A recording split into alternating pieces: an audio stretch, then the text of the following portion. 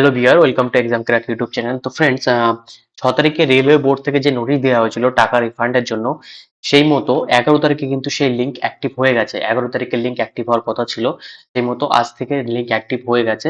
তাই যারা যারা এখনো পর্যন্ত মানে রিফান্ড নেয়নি, তাদের জন্য রেলওয়ে আবার একটা মানে চান্স দিচ্ছে যে তারা যাতে টাকাটা তাদের ব্যাংক অ্যাকাউন্টে নিতে পারে। সেই মতো দেখো, রেলওয়ে কিছু স্টেপ দিয়েছে যে কিভাবে টাকাটা রিফান্ড নিতে হবে। তো সবাই কিন্তু মানে লগ ইন করলে বা লগ ইন করলে হয়ে যাবে এরকম কোনো ব্যাপার না। মানে যাদের ওটিপি ভেরিফাই হবে রেজিস্ট্রেশন নাম্বার দেওয়ার পরে, ডেট অফ বার্থ দেওয়ার পরে, তবেই তারাই কিন্তু এই টাকাটা পাবে। মানে যারা পেয়ে গেছে তারা কিন্তু আর পাবে না। তো তার তারপরে একটা কথা, যারা যারা এই মানে পাওয়ার যোগ্য তাদের জন্য দেখবে তাদের ফোনে একটা মেসেজ আসছে, এ link for updating for of bank details has been given on RRB website for candidate of CN number RRC on oblique 2019 as last chance, please visit RRB website for more details. তো এখানে যাদের এই মেসেজটা এসেছে, তারা যে RRB সাইটে form fill up করেছিলে, ঠিক আছে, হতে পারে আরআরবি কলকাতা কি রাঁচি, গুয়াহাটি, এরকম যারা ফর্ম ফিল আপ করেছিলে, তাদের সেই আরআরবির ওয়েবসাইটে গিয়েই কিন্তু লগ ইন করতে হবে। ঠিক আছে, যাদের কাছে এই মেসেজটা এসছে অথবা ইমেল এসছে, তারা গিয়ে সেই আরআরবিতেই লগ ইন করো। ঠিক আছে, তো তারপরে লগ ইন করার জন্য দেখো, একদম যে নিউজ সেকশনটা দেওয়া আছে, এখানে লেটেস্ট নিউজ বলে ওয়েবসাইটে, যে কোনো আরআরবি ওয়েবসাইটে গেলেই দেখতে পারবে। তো সেখানে এরকম একটা লিঙ্ক দেওয়া আছে, link to update bank account details. This link will be live 11/11/2024, 10টা AM থেকে 20/11/2024, 5টা PM পর্যন্ত। ঠিক আছে, এখানে ক্লিক করলে সিম্পলি এরকম একটা উইন্ডো খুলে আসবে। সেই উইন্ডোতে কি করতে হবে, রেজিস্ট্রেশন মোবাইল নাম্বার, যে নাম্বারটাতে মানে mobile number form fill up করা হয়েছিল, যে নাম্বারটা দিয়ে, সেই নাম্বারটা এখানে এন্টার করতে হবে।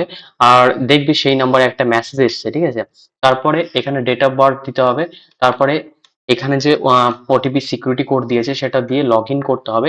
এই টাইমে একটা ওটিপি আসবে, সেটা দিলেই ভেরিফাই হয়ে যাবে। তো নেক্সট এরপরে ডিটেলসটা কি হয়, এরকম একটা ফর্ম দেবে। ঠিক আছে, ফর্মটাকে ফিল আপ করার জন্য। তো যাই হোক, সেই ফর্মটা এখানে ফার্স্টে রেজিস্ট্রেশন নাম্বার দিতে হবে। যে আরআরবির ফর্ম ফিল আপটা করেছিলে তার একটা রেজিস্ট্রেশন নাম্বার দেওয়া হয়েছিল, সেই রেজিস্ট্রেশন নাম্বারটা এখানে দিতে হবে। ঠিক আছে, নেম অফ ক্যান্ডিডেট দেখো, রেজিস্ট্রেশন নাম্বার দেওয়ার পরে name of candidate as per application যেরকমটা দেওয়া ছিল সেইটা মতনই এখানে কিন্তু নামটা টাইপ করতে হবে। ডেট অফ বার্থ, এখানে ডেট অফ বার্থটা দিয়ে দেবে। কমিউনিটি কি ছিল, পেড অ্যামাউন্ট, কিছু কিছু ক্যান্ডিডেট আছে তারা 250 টাকা পে করেছিল, কিছু ক্যান্ডিডেট 400 টাকা পে করেছিল। সেই পে অ্যামাউন্টটা এখানে টাইপ করতে হবে। এরপরে ব্যাংক চার্জ কাটার পরে, মানে কিছু জিএসটি কাটার পরে রিফান্ডেবল অ্যামাউন্ট যেটা আছে সেটা এখানে রেলওয়ে দেখিয়ে দেবে। ঠিক আছে, from this amount bank charge will be deduct. তো এখানে পেড অ্যামাউন্টটা এন্টার করার পরে কিন্তু তোমাকে এখানে দেখিয়ে দেবে কত টাকা রিফান্ড পাবে। তো এরপরে অ্যাকাউন্ট হোল্ডার নেম এখানে টাইপ করতে হবে, অ্যাকাউন্ট নাম্বার, এখানে অ্যাকাউন্ট নাম্বারটা দিতে হবে, আইএফএসসি কোড এখানে দিতে হবে। এই জিনিসগুলো কিন্তু খুবই গুরুত্বপূর্ণ, তাই ভালোভাবে দেবে।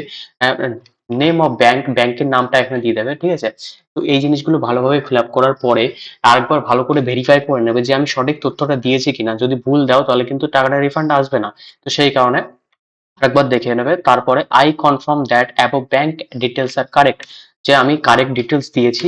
সেই মতো একটা এখানে চেকবক্স থাকবে, চেকবক্সে এখানে ক্লিক করতে হবে। চেকবক্সে ক্লিক করার পরে সাবমিট বাটনে ক্লিক করে দিলে রিফান্ডের যে প্রসেসটা সেটা কন্টিনিউ হয়ে যাবে। ঠিক আছে, তারপরে আরআরবির তরফ থেকে মানে ক্যান্ডিডেটের অ্যাকাউন্টে টাকাটা রিফান্ড করে দেওয়া হবে। তো আজকের ভিডিওটা কেমন লাগলো অবশ্যই কমেন্ট বক্সে জানিও। যদি ভালো লাগে আমার চ্যানেলটাকে অবশ্যই সাবস্ক্রাইব করো। এরকম ভিডিও পাওয়ার জন্য রেলওয়ের প্রতিটি আপডেট আমি দেওয়ার চেষ্টা করব। তো আজকের ভিডিও এখানে শেষ করছি।